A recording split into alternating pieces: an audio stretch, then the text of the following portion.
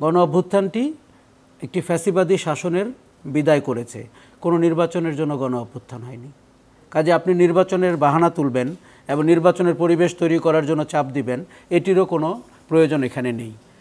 কেননা নির্বাচন হবে কি হবে না সেটি জনমতের ইচ্ছার ভেতরে হবে। অবশ্যই আমরা একটি নির্বাচিত সরকারের হাতে ক্ষমতা দেখতে চাই, কিন্তু গণ অভ্যুত্থান কিন্তু নির্বাচিত সরকারকে ক্ষমতা আনার জন্য গণ অভ্যুত্থান হয়নি। এটি রাজনীতিবিদরা পরিষ্কার বুঝে নিতে হবেন। এখন আপনাকে আমি বলি, যেই বিতর্কগুলো তৈরি হচ্ছে তার অধিকাংশই অপ্রয়োজনীয় এবং অহেতুক। দেখুন, কেউ যদি আয়নাঘরে 8 বছর থাকেন এবং তারপরে বাইরে এসে জাতীয় সঙ্গীতের ব্যাপারে তার ব্যক্তিগত মতামত তুলে ধরেন, এটি নিয়ে কারা পুরো সামাজিক যোগাযোগ মাধ্যমে বা সমাজে আলোচনা তুলেছে আপনি খুব পরিষ্কার বুঝে নেন।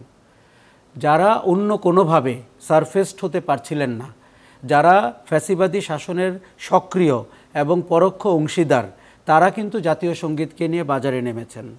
এবং আপনি কালকে যারা কর্মসূচি পালন করেছেন একই জায়গা থেকে গিয়ে সঙ্গীত, সেখানে আপনি মুখগুলোকে দেখবেন এবং তাদের দেখবেন গত 15 বছরের ভূমিকা কী এবং গত 2 মাসের ভূমিকা কী।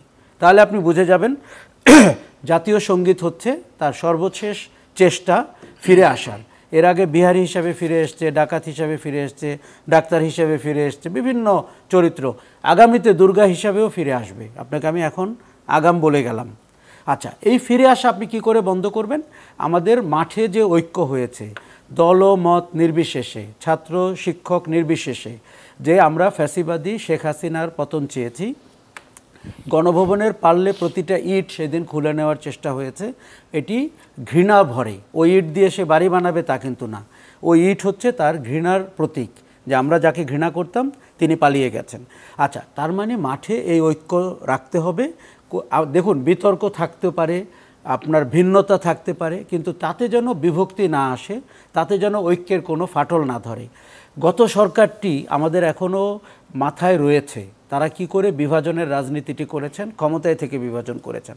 যে কোনো ফ্যাসিবাদী শাসন বিভাজনের রাজনীতি করেন। আপনি ইউরোপের দিকে তাকান, আপনি যে কোনো দেশের দিকে তাকান, তারা এমন একটা ন্যারেটিভ তৈরি করে আপনি যেন আপনার নন ইস্যুকে ইস্যু মনে করে আপনি বিভাজিত হতে থাকেন এবং ক্রমশ বিভাজিত হতে থাকেন।